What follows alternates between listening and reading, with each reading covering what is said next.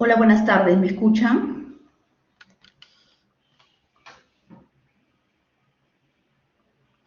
¿Me escuchan, por favor?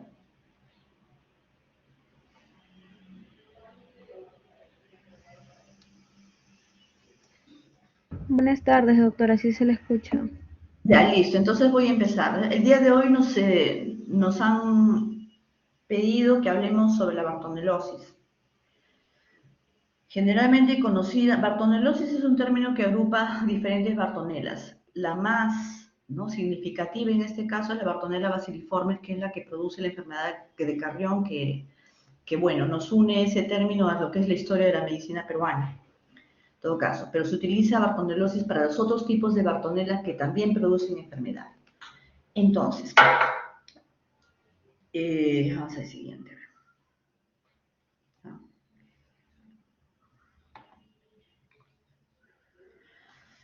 Entonces, la enfermedad de Carrión, ¿no?, que se conoce con el nombre de bartonelosis, ¿no?, fiebre de Lorolla o verruga peruana, produce dos síndromes clínicos, básicamente. Un agudo, que se caracteriza por fiebre y anemia hemolítica, y que tiene una mortalidad elevada reportada desde casi el 44 al 88% en pacientes que no han recibido medicación, y un curso eruptivo o crónico, que puede durar semanas o meses después de la enfermedad aguda, con o sin antecedentes de la enfermedad. No quiere decir que necesariamente he tenido la primera parte de la enfermedad, o sea, la fiebre, la anemia, para yo presentar lo que es la verruga, ¿no? Y que puede producir una erupción cutánea sanguinolenta que puede ser de forma miliar, nodular y molar.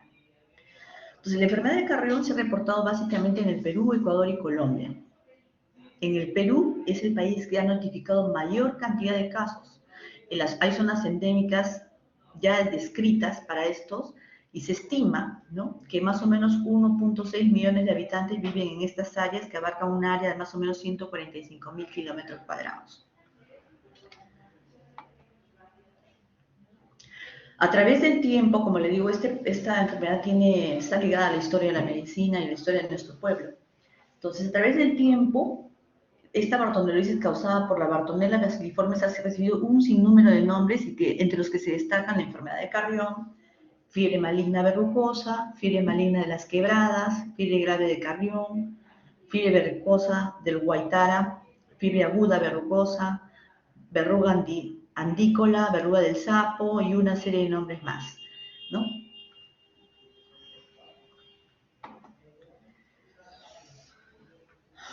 Entonces, a través de la historia, esta enfermedad es conocida desde tiempos pre-incas, ¿no? Y eso se ve en las representaciones que existen, ¿no?, en arcilla de los huacos, que representan la fase crónica de la enfermedad.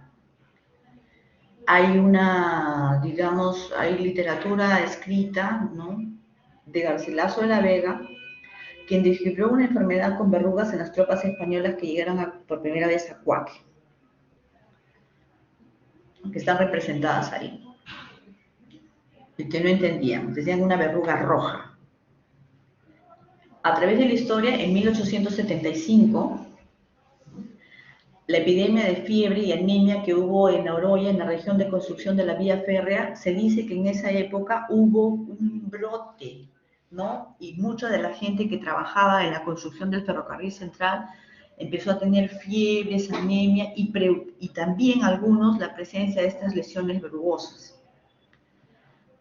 En 1885, Carrión, ¿no?, que era estudiante de medicina en ese tiempo, se inoculó un material tomado de un paciente con verruga peruana, con tan mala suerte que él sí hizo su anemia hemolítica y terminó falleciendo. En 1909, ¿no?, Barton descubrió el agente etiológico de la enfermedad de Carrión, y Townsend definió al vector. Recordemos que esto es una enfermedad metaxémica, utiliza un vector para producir enfermedad. ¿Cuáles son las bartonelas que se han encontrado? Bartonelas, sin precisar, se coloca, ¿no? Y hay 12 patógenas, hay 21 aisladas, de las cuales 11 especies son patógenas para el hombre.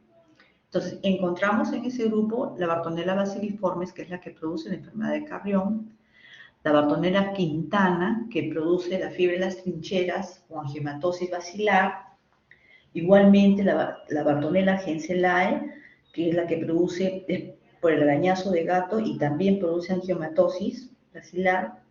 La Elisabethae, que produce endocarditis. La Grahami, que es infección intraocular o neuroretinitis. La Wassoensis y la Vinsoni, que ya tienen otra forma de presentación y producen endocarditis.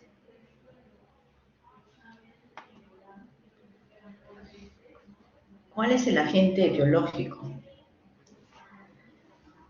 La Bartonella es un bacilo en forma cocobacilar y cocoide. Entonces, el agente etiológico es la Bartonella baciliformes, que es una bacteria pleomórfica, pegada, se une al eritrocito, invade el eritrocito y tiene un índice de parasitemia, digamos, de 1 al 100%. Y para su aislamiento requieren cultivos especiales. Y es más, o sea, nosotros podemos de repente para definir algunos cuadros clínicos necesitamos un cultivo, pero este demora mucho tiempo y por lo tanto para tomar decisiones para tratamiento del paciente no nos sirve muchas veces. Entonces, la Bartonella es una bacteria aeróbica gram negativa, es intracelular, es móvil y con un especial tropismo por el glóbulo rojo. Tiene un penacho, ¿ya?, posterior, tiene flagelos. Estos flagelos le permiten la movilización rápida y el ingreso, determina su movimiento, el ingreso a los eritrocitos. Entonces, para su observación necesita coloración de Yemsa o Reich y requiere medios de cultivo especial. Del microscopio electrónico, los flagelos poseen una longitud de onda de 800 nanómetros. Se sabe que estos filamentos flagelares están compuestos de polipéptidos y esta disposición determina su movimiento como tirabuzón, el cual le permite entrar con facilidad a los glóbulos rojos.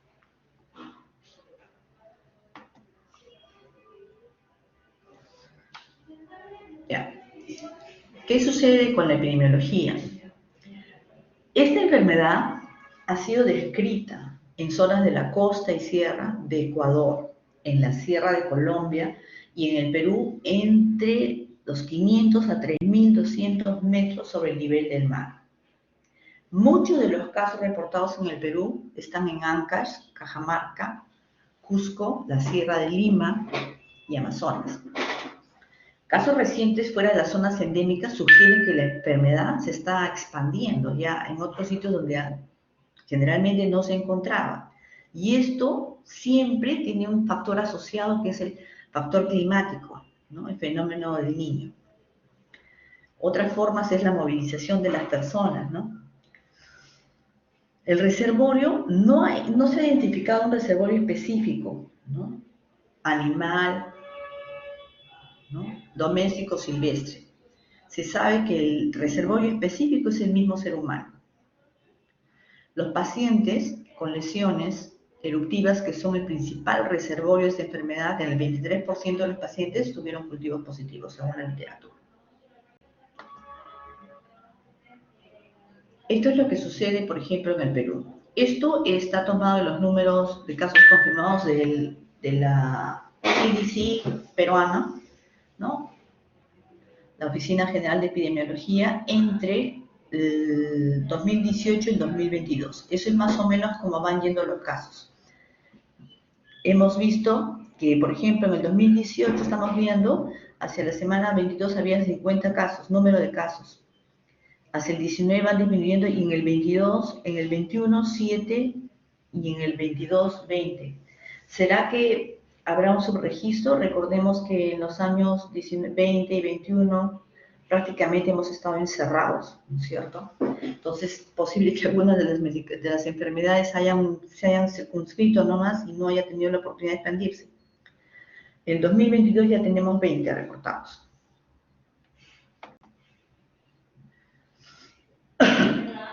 Entonces, por tipo de evento, ¿no? Enfermedad aguda y enfermedad eruptiva. Entonces vemos que hay un poco, ¿no? Se ve tanto en la parte del 2018, 2020 se ve un aumento, ¿no?, en la parte de lo que es la parte aguda, más no un incremento en la parte eruptiva. Entonces, ¿cuáles son los departamentos, ¿no?, que tienen mayor número de casos? nosotros mirando acá la tabla, en años, ¿no? Porque en el 2020, ¿quiénes más tienen? Amazonas, Cajamarca, Huánuco, ¿cierto? Lima, por ejemplo, no tiene marcados en el 2022, Lima tiene ya 4. Esto es hasta la semana 22. Entonces, corte hasta la semana 22 en Lima, tenemos ya 4, ¿no? Y siempre se mantienen en los mismos: Amazonas, Cajamarca, Piura.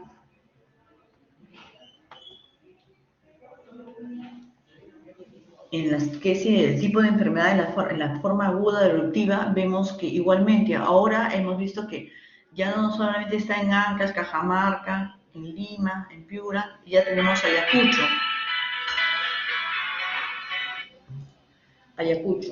Entonces, Ayacucho, por ejemplo, acá ya con 4 casos, ¿no? 4 casos.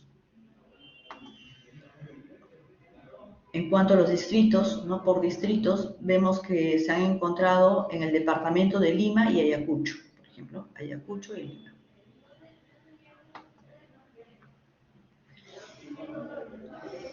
¿Cuál es el vector? Recordemos que como es una enfermedad metaxénica, necesitamos un vector. El vector es la leucemia.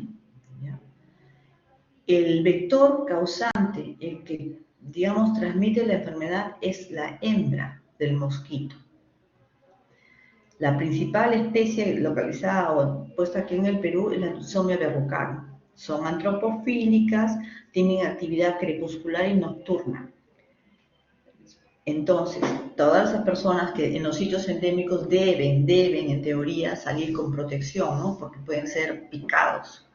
La mayoría de casos en viviendas agrupadas en zonas rurales y alejadas de los ríos.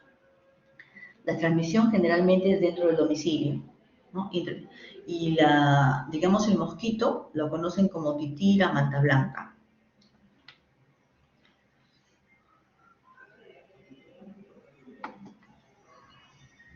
¿Qué es lo que hace el mosquito? ¿Qué hace? Entonces, en la literatura van a encontrar, ¿no? De que desde que, digamos, el mosquito inocula, ¿no? Generalmente, para que suceda todo esto, debe tener un mínimo de días. Algunos dicen que hasta los 5 días puede de repente estar produciéndose todo esto. Pero hay un tiempo de evolución que vamos a ver en el cuadro clínico. Entonces, la leucemia introduce el huésped, ¿no? La Bartonella basiliformes. Como hemos visto, dentro de esa estructura tiene un penacho, ¿no? De flagelos que le permite su movilización dentro del torrente sanguíneo. Entonces, esta Bartonella busca se localiza en el endotelio de los capilares, en unas células que se llaman de Strong. Luego, penetran activamente, su búsqueda es de ser endoglobulares, ¿no? Entonces se colocan dentro de ellos y esto estimula el sistema retículo endotelial, haciendo que los linfocitos y los macrófagos produzcan una intensa eritrofagocitosis del complejo Matilde-Bartonella, lo que este complejo, en la magnitud que produce, lleva a una anemia hemolítica severa extravascular, ¿no es cierto? Porque hay una reducción marcada de lo que es el hematocrito, más del 80%, y la anemia hemolítica resulta cuando los eritrocitos son destruidos por el vaso.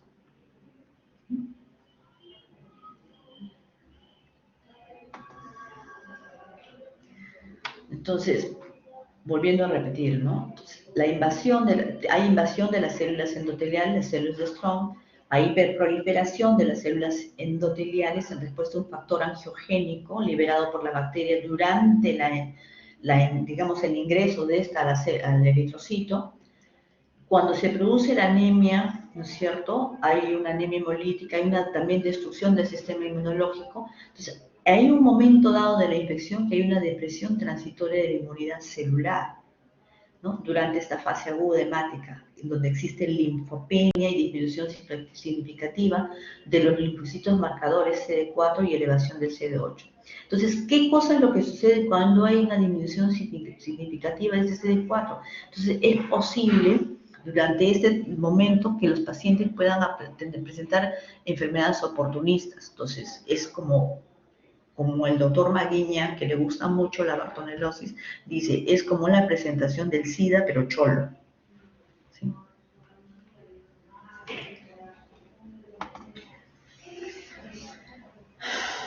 Entonces, en cuanto a las manifestaciones clínicas, puede ser producida esto desde una infección subclínica hasta una enfermedad aguda fulminante, ¿no es cierto? Con hemólisis severa o desarrollo insidioso de tumores vasculares en la piel. Entonces, hay tres formas de presentación de esto. Se puede presentar en forma aguda demisante, en forma crónica, verrucosa, ya con la lesión manifiesta, o las pacientes pueden tener una bacteriemia asintomática, quiere decir que no hicieron el cuadro inicial, la fase aguda, ni tampoco están presentando la forma de verrucosa, solo están portando la bacteria en su torrente sanguíneo. Ahora, estas tres formas clínicas no quiere decir que se tiene que producir en esa forma. O sea, un primer paso por la fase aguda, después la crónica o la bacteriemia. No. Una persona puede tener una sola forma crónica, una sola forma clínica. ¿Ya? Entonces, pero la bacteriemia puede preceder o seguir a cualquiera de las dos fases.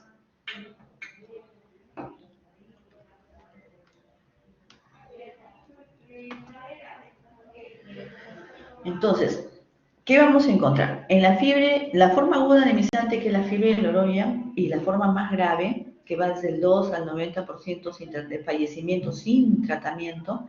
Entonces, ahí sí, el periodo de incubación de la bacteria dice 60 días con un término medio, pero habla la literatura que puede ser entre 10 días a 210 días. ¿Sí? Ahora, los prodromos son inespecíficos, son como cualquier enfermedad.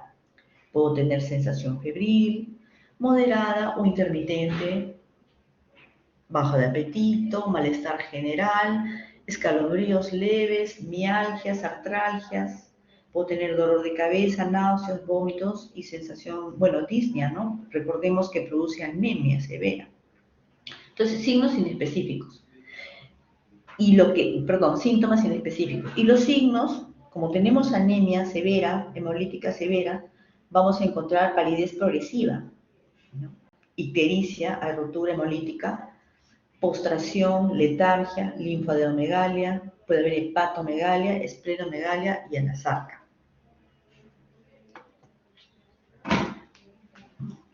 ¿Qué cosa puede hacer que se complique esa forma, ¿no? Aguda anemizante. Si las personas que tienen este tipo de cuadro tienen además, o sea, si no tenemos en cuenta, recordemos, creo que a algunos les he dicho, que cuando nosotros vemos un paciente y tenemos para eso saber no solamente la ecología de nuestro país, ¿no? ¿Qué cosa hay, qué enfermedades en determinados sitios, ¿no? Y si estoy, por ejemplo, en un sitio como Ancash, debo pensar que si el paciente viene es la primera causa de fiebre, anemia, puede ser la bartonelosis. Entonces, puede ser que no tenga bien preguntar o hacer, digamos, la evaluación o el examen correspondiente y tenga un retardo en el inicio de la terapia. Si la persona es muy mayor, ¿no? En los extremos de la vida o muy pequeño. Si la mujer es gestante. Si además tiene comorbilidades, ¿no? Como por ejemplo diabetes, si ya tiene una enfermedad preexistente, como por ejemplo si es anemia, entiende que es anemia que le da un poder así, la deja pero prácticamente al borde de la muerte. La desnutrición, la parasitosis, el alcoholismo.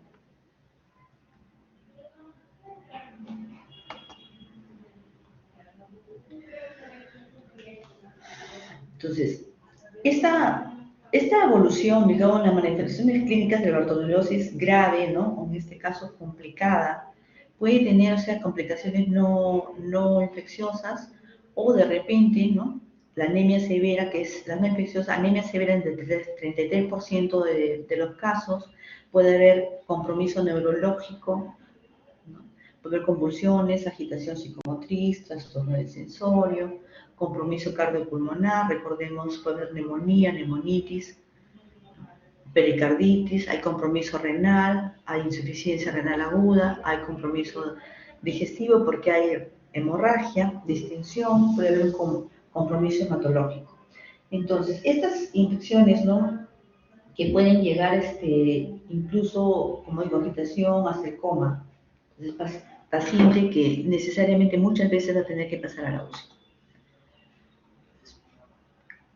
Ante un cuadro así, tenemos que pensar no solamente, ¿no?, en Bartonella, ¿no? Podemos hacer, si no tenemos para buscar otra posibilidad diagnóstica, ¿no? Fiebre tifoidea, malaria, por ejemplo, brucelosis, hepatitis A, B o C, leptospirosis, tuberculosis, neoplasias hematológicas, ¿no?, y anemia hemolítica o infecciones por parvovirus, que también pueden producir problemas hematológicos. Otra forma, ¿no?, que también es a tener en cuenta, es la forma aguda, es el embarazo. En la mujer embarazada puede presentar una serie de complicaciones que van desde el óbito fetal, parto prematuro, muerte materna, y se postula que hay transmisión transplacentaria al recién nacido. Muchas de las mujeres que hacen un cuadro agudo en este punto, ¿no?, producen el óbito del niño, y la letalidad es del 25%, más o menos. Entonces, en la forma verrucosa, ¿no?, que es la verruga, que se llama verruga, pues es la formación de nuevos capilares a partir de los preexistentes y proliferación de las células endoteliales, bacterias, infiltrado, mixo de macrófagos, monocitos, neutrófilos, otras células dendrocíticas. La Bartonella se le puede encontrar dentro y rodeando las células del endotelio. Entonces, recordemos que la Bartonella tiene un factor angiogénico, ¿no es cierto? Entonces, angiogénesis, entonces producción de una lesión derivada del vaso sanguíneo. Ahora, la Bartonella peruana se da tanto en pacientes inmunocompetentes como inmunocomprometidos. Y el pronóstico dependerá, ¿no?, del estado de inmunidad del paciente.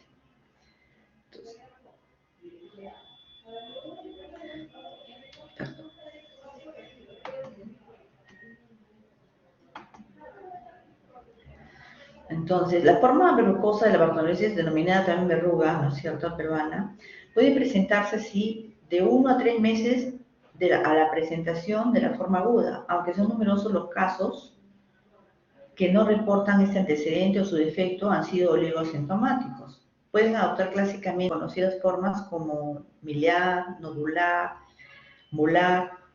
En algunos pacientes se encuentran signos y síntomas asociados tales como sangrado de las verrugas, dolores articulares, infección dérmica sobreagregada, puede haber fiebre leve, mialgias, prurito, palidez, linfadenomegalia, entre otros. Sin embargo, muchas veces no se registran molestias en los oligos sintomáticos y de poca intensidad que al mismo paciente no les da importancia, a pesar de que tienen algunas verrugas. Sin tratamiento, esto puede remitir, ¿no?, entre 2 a 6 meses, pero el riesgo de convertirse en reservorio asintomático es elevado, por lo que en ningún caso se tiene que dejar de administrar el tratamiento correspondiente si nosotros determinamos esto.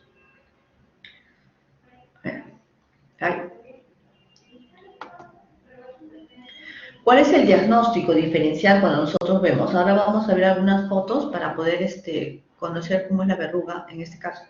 El granuloma opiógeno, el hemangioma, la angiomatosis basilar, ¿no?, que actualmente se está viendo mucho en pacientes seropositivos. El sarcoma de Kaposi, digamos, la presentación de la lesión puede simular, ¿no?,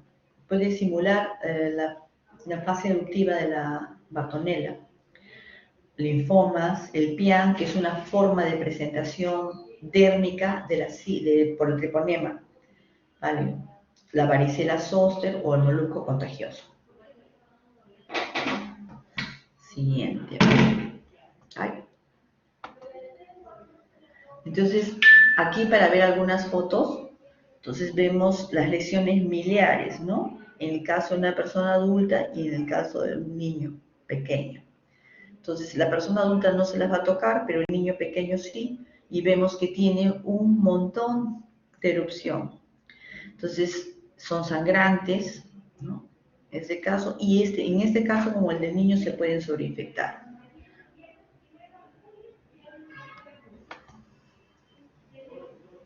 Esta es otra forma de la verruga, la lesión mular, que son como tumoraciones de carne, como dicen, ¿no? A veces tienen lunares de carne, esa grande, como una tumoración. Igual acá tenemos una persona mayor, ¿no?, y que tiene una lesión. Las lesiones, recordemos, pueden ser múltiples, solas, como en este caso tienes un niño. Generalmente, ¿dónde se van a presentar generalmente las verrugas? Por lo general, la literatura tiene mucho en pediatría, los niños pequeños. Esta es otra forma de lesiones nodulares que pueden simular un ganglión, ¿no? Un nódulo ahí, por ejemplo, en la parte epitoclearca, en el codo. Aquí es su forma de presentación, aquí no hay coloración roja, tenemos que sospechar, ¿no? O de repente tenemos que ir a la biopsia. ¿Qué vamos a hacer con la bacteriemia asintomática? En la bacteria asintomática es una forma de presentación, ¿no? Aquí hay ausencia de síntomas, de signos y síntomas. Se ha logrado detectar mediante exámenes auxiliares durante las actividades de vigilancia, seguimiento e investigaciones de prevalencia, por ejemplo, ¿no? Se puede encontrar que en los casos en los cuales no existe antecedente de enfermedad en pacientes que se recuperaron de cuadro agudo, por ejemplo, anemizante o cuadro común eruptivo. Si es que estos han recibido tratamiento con los esquemas actuales, se considera que pueden servir como reservorios, si es que no recibieron medicación, ¿ya? ¿Cómo vamos a hacer el diagnóstico de estos pacientes? Generalmente es importante para nosotros hacer el criterio epidemiológico, ¿no? Si el paciente viene de un área endémica, si ha estado de viaje a un área endémica reciente, ¿no? Antecedente de forma aguda, si es que ya tuvo de repente, o un antecedente de forma crónica, o si tiene un familiar con bartonellosis aguda o crónica. El cuadro clínico, ¿no? Y los exámenes de ayuda diagnóstica.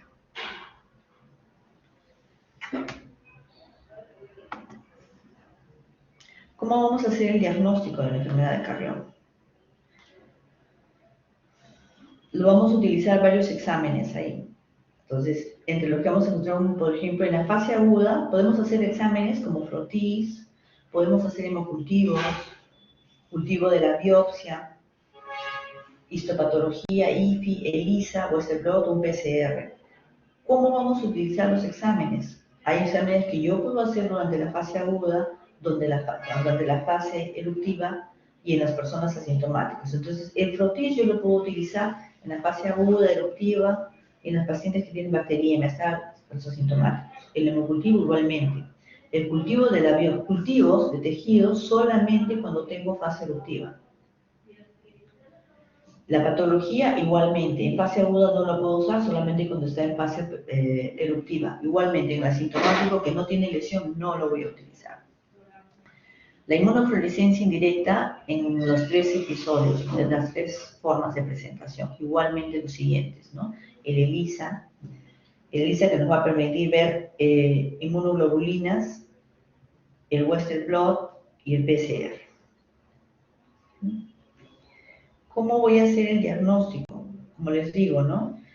Puedo presentar un criterio epidemiológico, voy a tener que tener un criterio clínico, de acuerdo al cuadro clínico que voy a tener, un criterio de laboratorio muchas veces, y tomar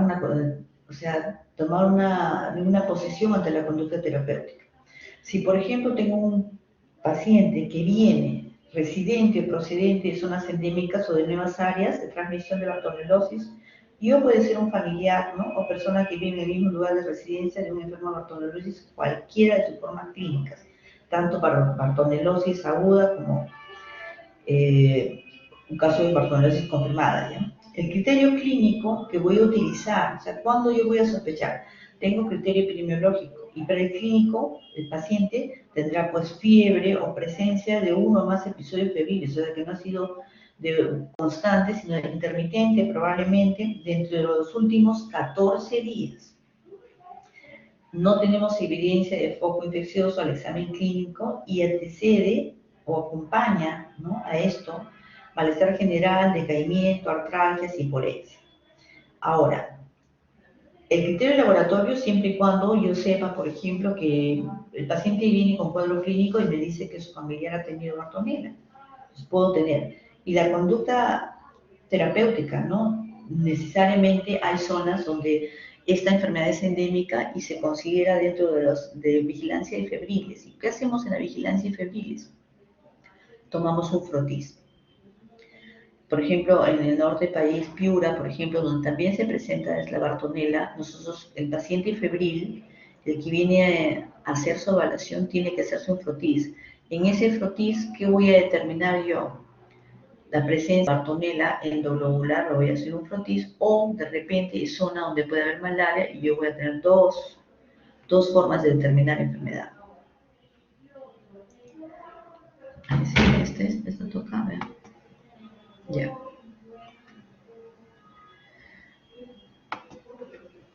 ¿Qué voy a hacer con el tratamiento? Esto, por ejemplo, yo se los he puesto en la norma técnica. He estado revisando algunos artículos, ¿no? Algunos artículos y todos muestran lo mismo. ¿Ya?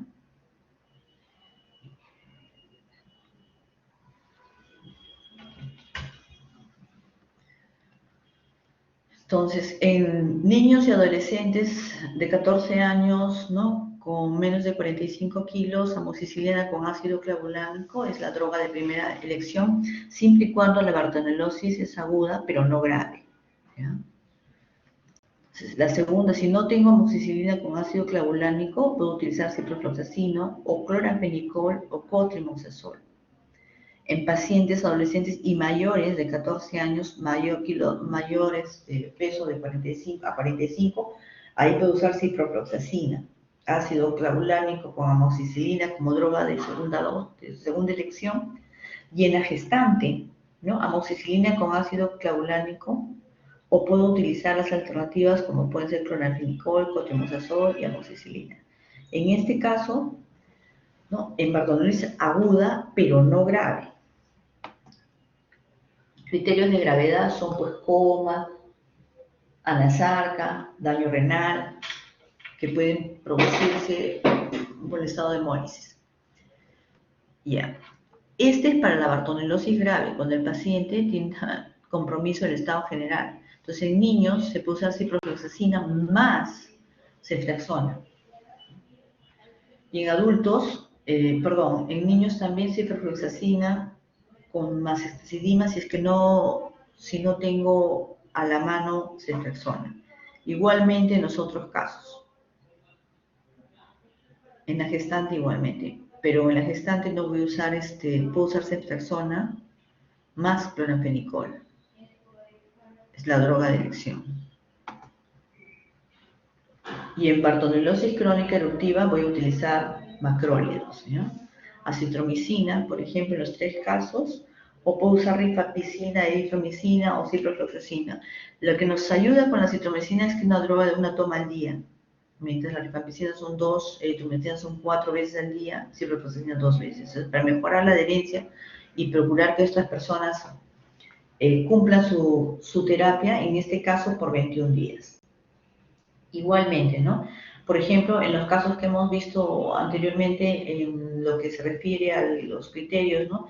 La fase aguda es eso. En las partes, por ejemplo, si voy a tener un criterio para diagnóstico de la parte sintomática, la que no tiene síntomas, entonces yo voy a tener que poner, o sea, énfasis sobre todo en aquellos que son grupos de riesgo. ¿Cuáles son mis grupos de riesgo? Recordar siempre, la mujer gestante, los extremos de la vida, ¿no? Si va a tener si tiene una enfermedad subyacente, si tiene otras infecciones concurrentes, ¿no? Está desnutrido.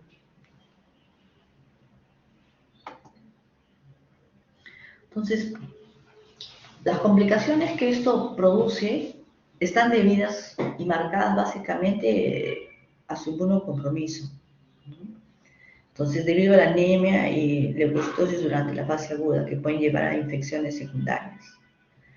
Esta enfermedad en la fase aguda, ¿no? Tiene una alta mortalidad. Si nosotros no nos damos cuenta oportunamente o no pensamos que esto puede ser Bartonella, entonces retardamos el diagnóstico, por ende el tratamiento. Entonces, las muertes no solamente van porque tenga falla, ¿no? multiorgánica, sino porque encima de esto se asocian otras infecciones.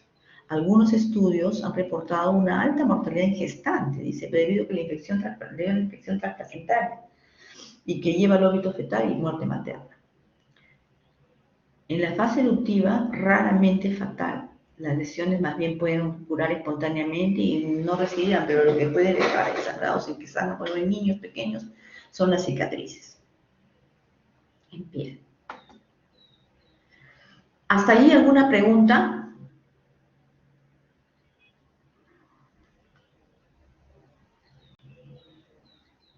¿No? La dejaremos para el final.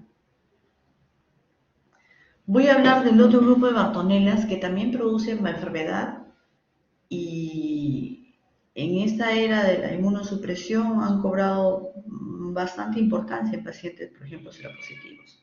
Entonces vamos a hablar del otro grupo de Bartonelas que también producen un amplio rango de sintomatología o síndromes clínicos, entre los que se encuentran el síndrome febril propiamente, la fiebre de origen desconocido, la enfermedad por arañazo de gato, la bacteriemia con o sin endocarditis, enfermedades hepatoesplénicas, encefalopatías, enfermedades de los ojos, ¿no? U otras manifestaciones en diversos órganos. Entonces, igualmente, ¿no? Que en el anterior, solamente para recordar las Bartonelas que han sido aisladas para el hombre, ¿no? Entonces, las que vamos a hablar ahora son de la Bartonella quintana y la Bartonella henselae. Entonces, vamos a empezar para poder entender un poco, vamos a hacer con un caso clínico. Este es un paciente varón de 20 años, natural y procedente de San Juan de Miraflores, subviviente con servicios básicos completos, tiene una mascota, un gato. Antecedentes de enfermedad, tuberculosis, no ha tenido tuberculosis, niega contacto, es soltero, es un paciente que tiene sexo con hombres y generalmente no usa protección. Tiene un tiempo de enfermedad de 7 días. ¿Ya? Entonces, presencia de un tumor de mediano tamaño en región axilar derecha. Doloroso la palpación, malestar general, cefalea, sensación de alza térmica, nunca se puso el termómetro, a predominio vespertino y dolor abdominal difuso, no tiene baja de peso. Al examen físico se le encontró con una PA en 110,80, una frecuencia cardíaca en 86 por minuto y una temperatura de 38. ¿Qué vamos a hacer con este paciente?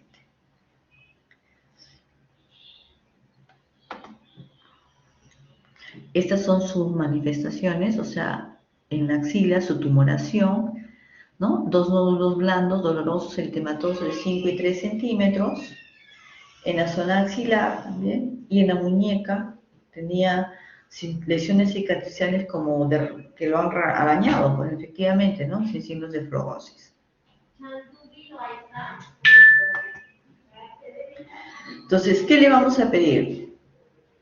Pedimos una radiografía de tórax que estuvo normal. Solicitamos un PPD, ¿no? Serología para HIV y Epstein-Barr que produce síndrome mononucleósico. Le pedimos hemocultivos, fueron negativos a los 7 días de incubación.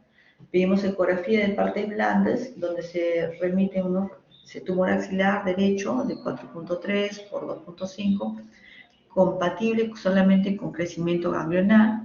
Su ecografía estaba normal y se le pidió serología para Bartonella henselae.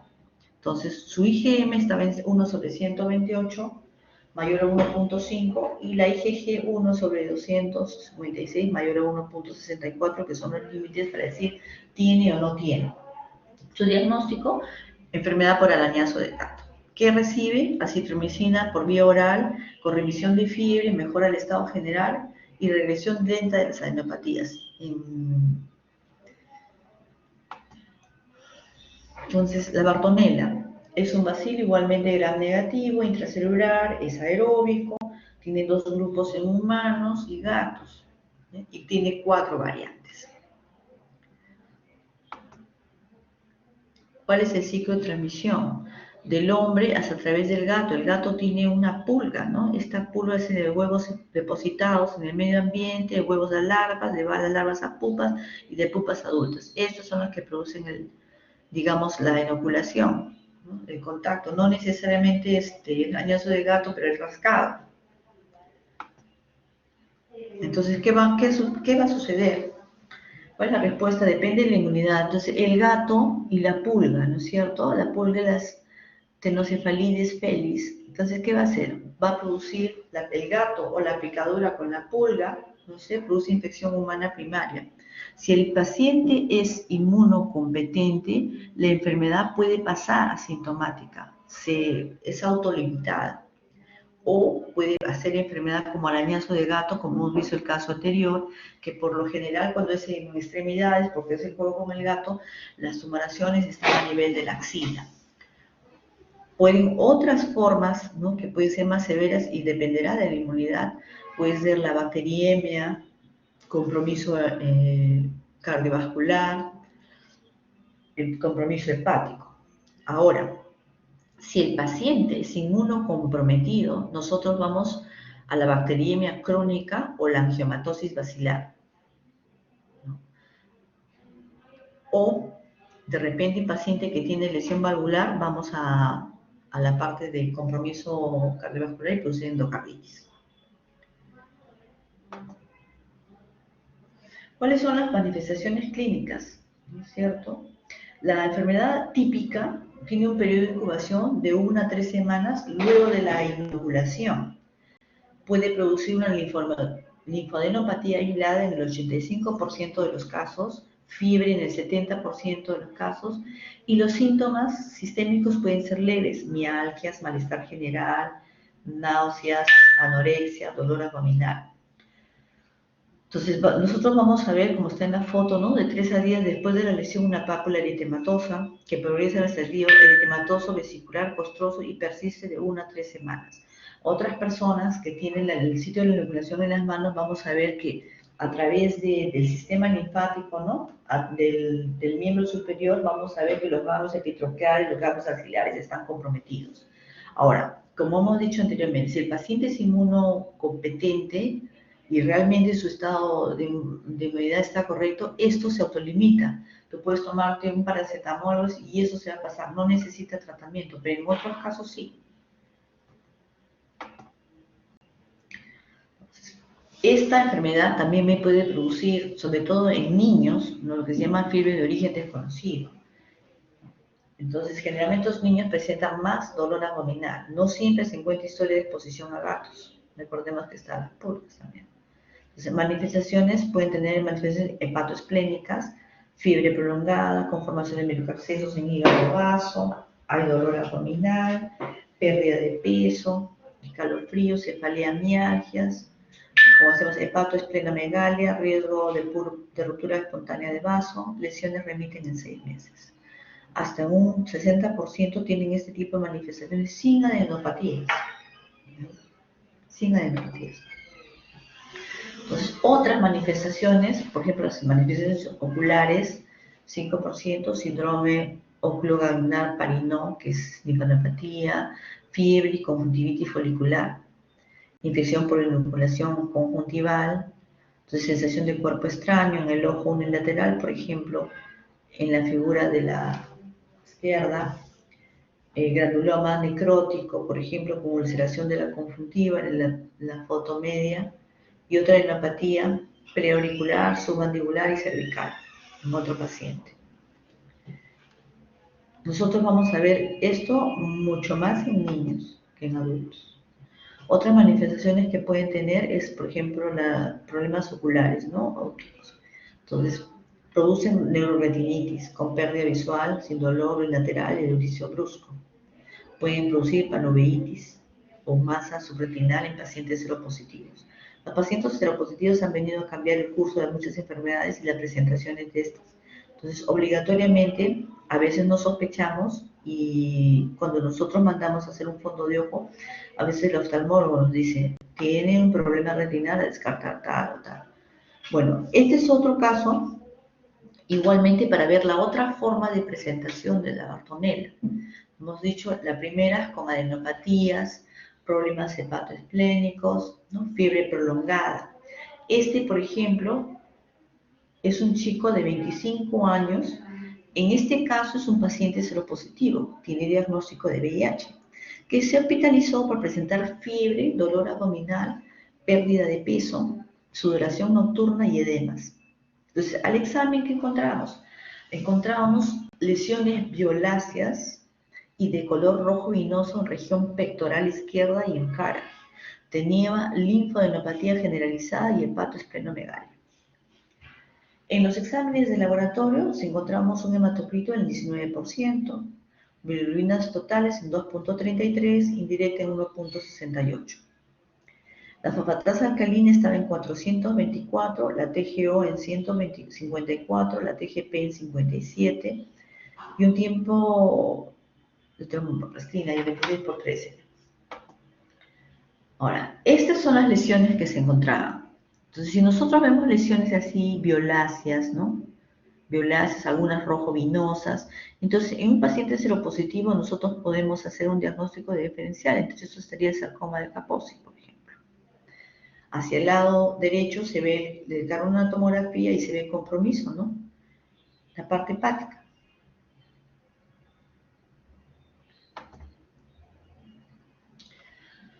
Otras manifestaciones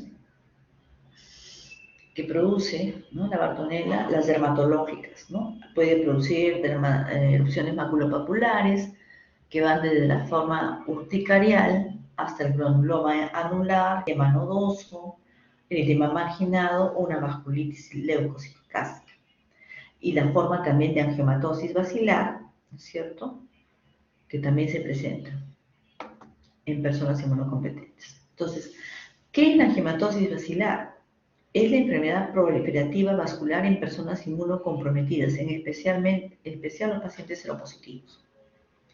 Afecta el hígado, la médula ósea, el vaso. Las lesiones de piel son típicas y de coloración rojo, violácea o pálida, muy sangrantes.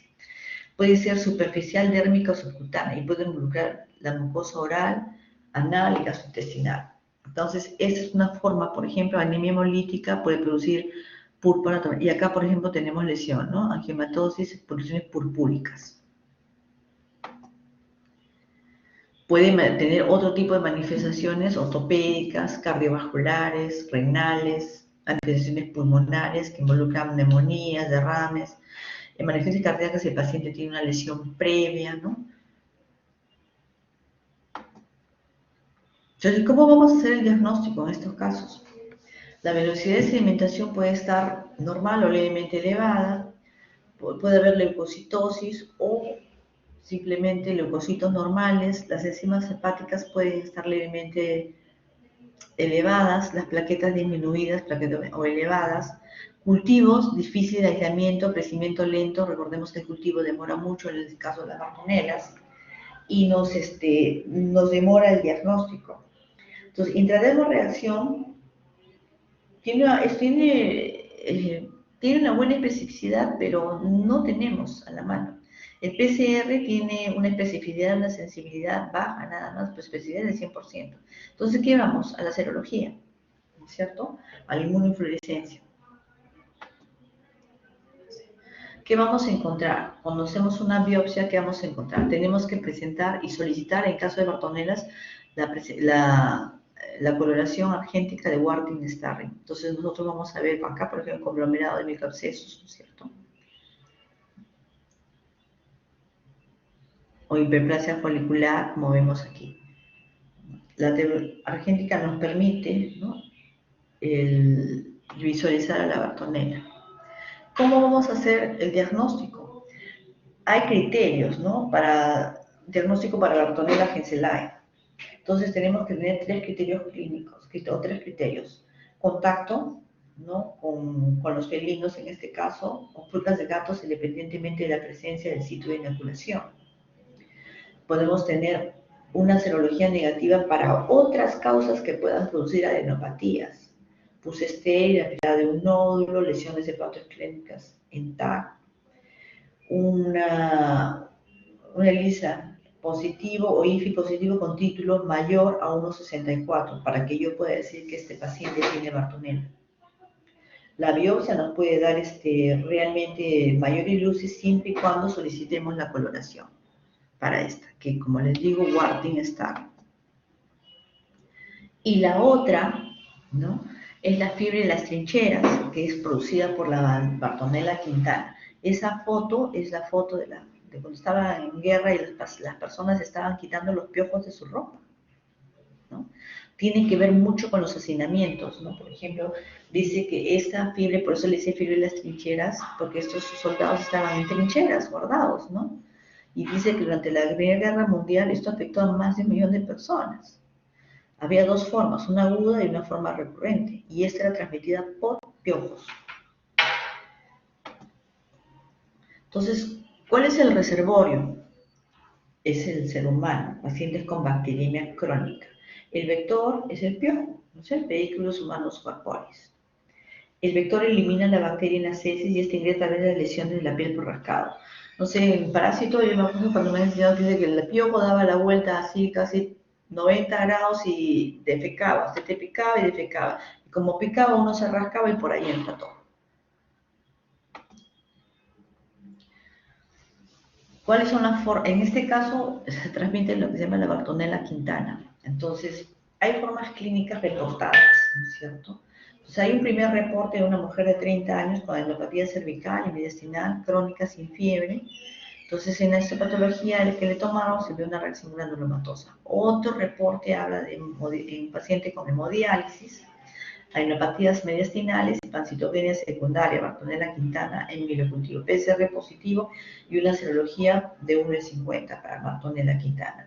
Y en el 2003 hay un reporte de coinfección, ¿no?, con tuberculosis y Bartonella en un paciente seropositivo con adenopatías supraclaviculares. Entonces, por eso, ¿no?, decimos, en este caso, a veces no todas, ¿no?, incluso en el paciente seropositivo, no todas las adenopatías pueden ser tuberculosis. No todas, hay un montón de infecciones, como en este caso por esta forma, ¿no?, de las bartonelas, las micosis profundas. Los pacientes seropositivos han venido a cambiar casi muchos de los perfiles de las enfermedades. ¿Qué vamos a hacer en el diagnóstico por infecciones de las enfermedades por bartonela? Podemos hacer una serología, inmunofluorescencia indirecta, 1/50, infección por bartonela, 1/800, dice que puede haber un compromiso, puede producirse un compromiso cardiovascular. El Western blot de la exposición cruzada puede determinar la especie. El cultivo demora, en este caso, puede demorar de 12 a 2 semanas en crecer, pero hasta 45. Por eso digo, para tomar algunas decisiones, de repente para atender, o sea, tenemos el nombre y el apellido, nombre de la Quintana, pero son más de 40 días. Espera, ¿qué más? Y acá creo que terminamos. Entonces, ¿qué vamos a hacer para el tratamiento? El tratamiento para lo que es Bartonella Quintana, que es por el piojo, bueno, uno es el aseo, ¿cierto? El aseo de la ropa, el aseo del cuerpo. Y ahora utilizamos algo que se llama ivermectina oral y que se toma 1 gota por kilo de peso. Eso mata, digamos, el parásito, ¿no? Porque toma líquidos como un veneno para ellos. Y en el caso de la bacteriemia crónica, se puede usar tetraciclinas, en este caso doxiciclina, 200 miligramos día, por 28 días, más gentamicina, 3 miligramos kilo día, cada 24 horas por 14 días. En el caso de la angiomatosis basilar por Bartonella genselae, el tratamiento de elección son los macrólidos, y con eso se ve mejoría total. El tratamiento igualmente, ¿no? Eritromicina, doxiciclina. Utilizamos porque la eritromicina dice que tiene un efecto antiogénico. Recordemos que la Bartonella tiene, ¿no?, de entre sus propiedades, producir daño a nivel del endotelio, y la eritromicina tiene un efecto antiangiogénico.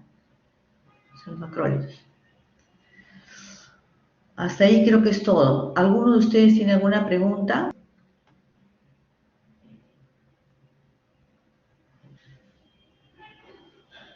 No, doctora. ¿No? Nada. Ya. Entonces yo preguntaré en el examen. Ya. Entonces quedamos ahí. Si no tiene ninguna pregunta. Ya. Ya. Ya, listo. Gracias, más bien. Gracias por escucharme. Gracias.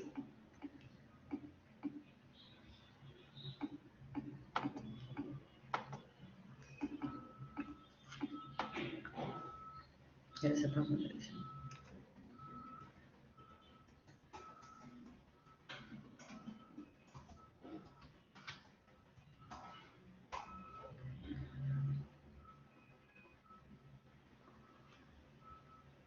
Ok.